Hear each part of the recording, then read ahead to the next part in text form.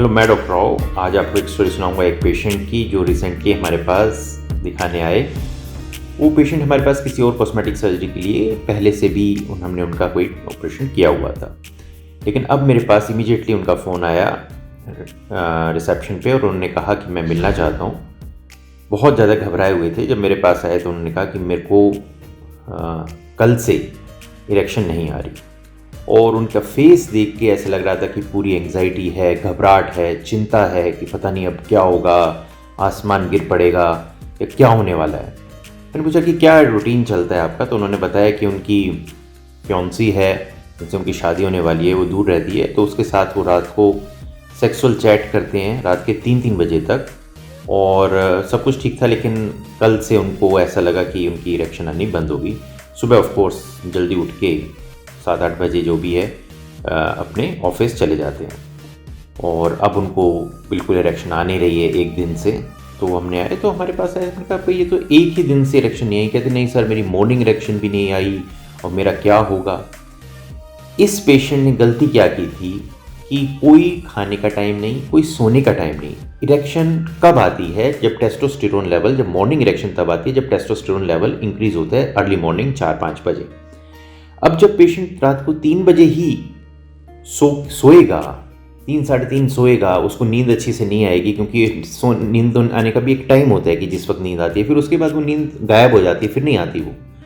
तो वो सोया नहीं, उसकी बॉडी रिलैक्स नहीं है, वो प्रॉपर स्लीप की जो पैटर्न होते हैं, REM sleep, non REM sleep, उसमें अभी तक जाएगा ही नहीं जाएगा तो टेस्टोस्टेरोन लेवल भी उसकी बॉडी में इंक्रीज नहीं होगा, क्योंकि ऑलरेडी आपने अपनी बॉडी को स्ट्रेस में डाल रखा है। टेस्टोस्टेरोन तब इंक्रीज होता है जब रिलैक्स हो जाती है बॉडी। देखिए, इसका एग्जांपल मैं बताता हूँ कि अगर मान लो दुनिया की सबसे खूबसूरत लड़की भी आपके सामने और आपके पीछे शेर खड़ा हो, वो भी पिंजरे के बाहर जंगल में, तो क्या आप कभी सेक्स कर सकते हो? कभी आपकी इरेक्शन होएगी? चाहे आप कितने भी बड़े सेक्स करने में तुर्रम खान हो, नहीं हो सकती। तो क्योंकि फियर है, तो इसमें भी जो टेस्टोस्टेरोन लेवल होता है वो जब रिलैक्सेशन होती है तभी बढ़ता है। तो अब वो रिलैक्स तो है ही नहीं। रात को 3 बजे 3:30 बजे तो वो सेक्स की बात करके सोया, ऑफ कोर्स मैस्टरबेट भी करके सोएगा या जो भी है। अब 5 बजे कैसे उसका टेस्टोस्टेरोन बढ़ जाएगा या कैसे उसकी इरेक्शन आ जाएगी? इम्पॉसिबल है। अनलेस एंटिल, ठीक है, बहुत यंग हो पेशेंट, टीनेजर्स हो, 16, 17, 18, 19 साल का हो, तब तो आ सकती है। लेकिन जैसे जैसे वो 30 साल की उम्र में आजकल शादी करते हैं, तो ऑलरेडी ही टेस्टोस्टेरोन लेवल वैसा नहीं रहता जैसे कि टीनेज में रहता है, तो इरेक्शन ना आना लाजमी है। अब नहीं आई तो कोई बात नहीं, अब आपने उसको दिल से लगा लिया, आपने उठा के यूट्यूब के वीडियो देख लिए जिसमें कहा जी आपकी इरेक्शन नहीं आ रही, आपका लिंग का पानी निकल रहा है और आपको धात हो गया और आपने बचपन की बहुत गलतियां की होगी जिस कारण से ऐसा हो गया, और अब इसके लिए तो आपको ये हो जाएगा, वो हो जाएगा, और सारी दुनिया भर की हमसे दवाई ले लो, ये कर लो, वो कर लो। उसने दुनिया भर का ज्ञान इकट्ठा कर लिया।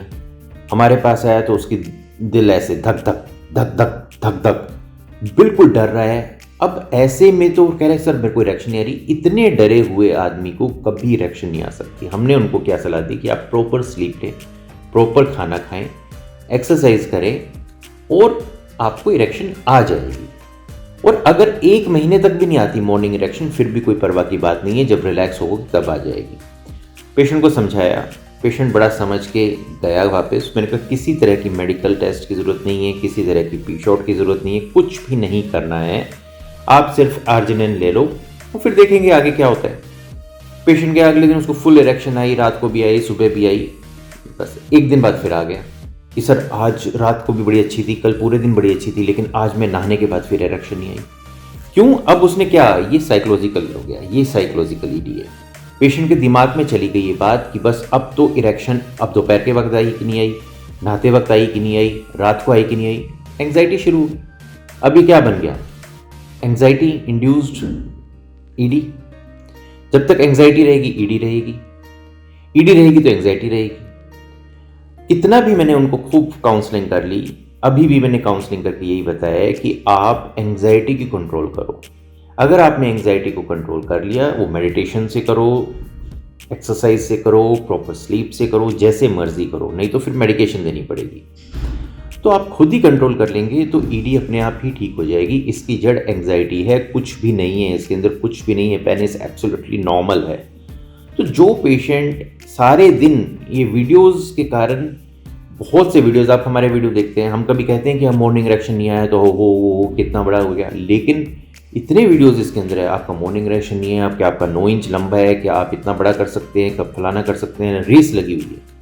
अगर आप इस तरह के वीडियोस देख के घबराते हैं तो अच्छा है कि थोड़ी देर तक सोशल मीडिया से दूर रहें, वीडियोस ना देखें, रिलैक्स करें, बिना बात की बातों में मत पड़े। आपने इस सब्जेक्ट में पीएचडी नहीं करनी है, ये हमारा काम है, इससे हम लोगों का इलाज करते हैं, हम पैसे कमाते हैं, आपने तो करना नहीं ना ये। तो सिर्फ आप रिलैक्स करो, अपनी इरेक्शन पे ज़्यादा ध्यान ना दो। जब ध्यान देना बंद कर देंगे तो इरेक्शन आ जाएगी। तो इस तरह से अननेसेसरी भी पेशेंट को ट्रीट नहीं करना होता कि भाई अब इरेक्शन नहीं आई तो अब हम शुरू कर देंगे जी, अब तो टेरलाफिल शुरू होगी और पीशोट शुरू हो गया, ये हो गया। ऐसा कुछ नहीं है। पेशेंट को पहले उसकी बॉडी को खुद रिकवर होने दो। अगर अब उसकी एंग्जाइटी खत्म नहीं होती तो उसको किसी एंटी एंग्जाइटी पे डालो, फिर इरेक्शन आएगी। वेट करो। तो यही है। आप, मैं हमेशा कहता हूँ कि ईडी का साइंटिफिकली इलाज करेंगे, बिना बिजनेस माइंड होकर इलाज करेंगे तो बड़े आराम से इलाज निकल जाएगा। उसी आदमी को आप इम्प्लांट बताओ जिसको इम्प्लांट की ज़रूरत है, उसी आदमी को पीशोट बताओ जिसको पीशोट की ज़रूरत है, शॉकवेव की ज़रूरत है, मेडिसिन उसी को बताओ जिसकी ज़रूरत है। कई बार सिर्फ काउंसलिंग बात करके ही ठीक हो जाता है पेशेंट। हमारे तो बहुत पेशेंट बात करके ठीक हो जाते हैं और 90% से भी ज़्यादा पेशेंट सिर्फ पीशोट के सेशन लेने से ही ठीक हो जाते हैं। 2 या 3 सेशन लेने से ही ठीक हो जाते हैं। 6 सेशंस तो बहुत कम को ज़रूरत पड़ती है। तो अगर इसको ठीक तरह से इलाज करा जाए, अब मैं देखता हूँ बहुत से क्लिनिक में पीशोट भी कोई टेक्नीशियन कर रहा है, या पीशोट करना नहीं आता, या खुद ही कन्विंस नहीं है कि पीशोट से फ़ायदा होता है नहीं होता। कभी वीडियो में कहते हैं जी पीशोट से फ़ायदा नहीं होता, फिर क्लिनिक में पीशोट कर देते हैं। तो मैंने बहुत चीज़ देखी है। आप अच्छे से मरीज़ को बताओ। खुद अगर आप कन्विंस नहीं हो तो मरीज़ कैसे कन्विंस होगा। दूसरा जो ये फैट ग्राफ्टिंग की एक सर्जरी, इसमें भी पेशेंट बहुत आते हैं हमारे पास फैट ग्राफ्टिंग के लिए। देखिए, फैट ग्राफ्टिंग करना एक तरह की आर्ट है। ये प्लास्टिक सर्जरी में सिखाई जाती है फैट ग्राफ्टिंग। हम बहुत जगह फैट ग्राफ्टिंग करते हैं, फेस में करते हैं, ब्रेस्ट में करते हैं, हिप्स में करते हैं और पेनिस में भी करते हैं। वजाइना के जो वल्वा है उसमें करते हैं। और हमने अब इसके वीडियो भी डाले हुए हैं अपने यूट्यूब चैनल पे। तो इसी तरह जिस तरह से इरेक्टाइल डिस्फंक्शन है उस तरह से फैट ग्राफ्टिंग भी है। आपको करनी आनी चाहिए। फैट भी टिकता है, पूरी ज़िंदगी के लिए टिकता है, हमेशा ठीक भी हो जाता है। लेकिन पेशेंट सही चुनना बहुत ज़रूरी है। जो पेशेंट एंग्शियस है आपने चुन लिया, साइकोसेक्सुअल डिसऑर्डर का पेशेंट चुन लिया, मतलब जिसके दिमाग में ये खराबी है कि मेरा पेनिस छोटा है, उनको आपने ऑपरेट नहीं करना। इनको ऑपरेट करना है जिनको अपने पेनिस को बड़ा करना है, जो जेन्युइन कंसर्न है, या जो अपने शौक के लिए इसको बड़ा करना चाहते हैं, या जिनका सच में छोटा है, उनको ही आपने ये सर्जरी बेचनी है। अभी आज ही मॉर्निंग में पेशेंट आया, मेरे को ऐसे दिमाग में बैठ गया कि मेरी बीवी ने एक बार कह दिया आपका बहुत छोटा है, तो मेरे दिमाग में बैठ गया। तो मैंने बात करते ही पता लग गया पेशेंट घबराया हुआ है, साइकोसेक्सुअल डिसऑर्डर है, उसके दिमाग में डिप्रेशन में है पेशेंट। उसको कोई ना आप ऑपरेट कर दोगे, कभी भी वो खुश नहीं होगा और आपको भी परेशान करेगा। तो आप सही पेशेंट चुनो, जिस पेशेंट को शौक है या जिस पेशेंट का जनरली छोटा है, तो वो पेशेंट अप्रिशिएट करेगा उस सर्जरी को। और सर्जरी तो ऑफकोर्स करने का मैंने बताया, मैंने इसके प्रिंसिपल्स भी बताए हैं, कई पॉइंट्स भी बताए हैं किस तरह से आपने फैट ग्राफ्टिंग करनी है। हमने ही सिर्फ अपने चैनल पे बताया कि ये पॉइंट फॉलो करोगे तो फैट डिजोल्व नहीं होगा, अदरवाइज डिजोल्व होगा। तो आपने ये पॉइंट्स फॉलो करने हैं। डॉक्टर्स को भी हमने लेक्चर दिए कि आपने ये ही करना है। अगर आपके पेशेंट्स का फैट एब्जॉर्ब हो जाता है तो आप ये स्टेप्स लीजिए तो फैट एब्जॉर्ब नहीं होगा। मैंने देखा कि कुछ डॉक्टर्स फिनाइल इम्प्लांट के साथ फैट ग्राफ्टिंग कर देते हैं। मतलब इससे बड़ी मूर्खता कुछ नहीं हो सकती कि आपने दोनों सर्जरी को कॉम्प्रोमाइज़ कर दिया। फिनाइल इम्प्लांट के साथ फैट डाल दिया, अब वो फैट तो एब्जॉर्ब भी हो जाता है, कुछ परसेंट तो एब्जॉर्ब होता है ना, तो एब्जॉर्ब होकर कहाँ जाएगा, वो इम्प्लांट को टच करेगा, इन्फेक्शन सोर्स बनेगा। और आपने इम्प्लांट किया और साथ में फैट ग्राफ्टिंग की, तो इम्प्लांट के लिए तो आप टाइट बैंडेज करते हो, तो फैट ग्राफ्टिंग कैसे हो जाएगी, वो तो वहाँ से निकल जाएगा फैट। तो मतलब दोनों ही सर्जरी कॉम्प्रोमाइज़ कर दी। और ये डॉक्टर ने की हुई है सर्जरी।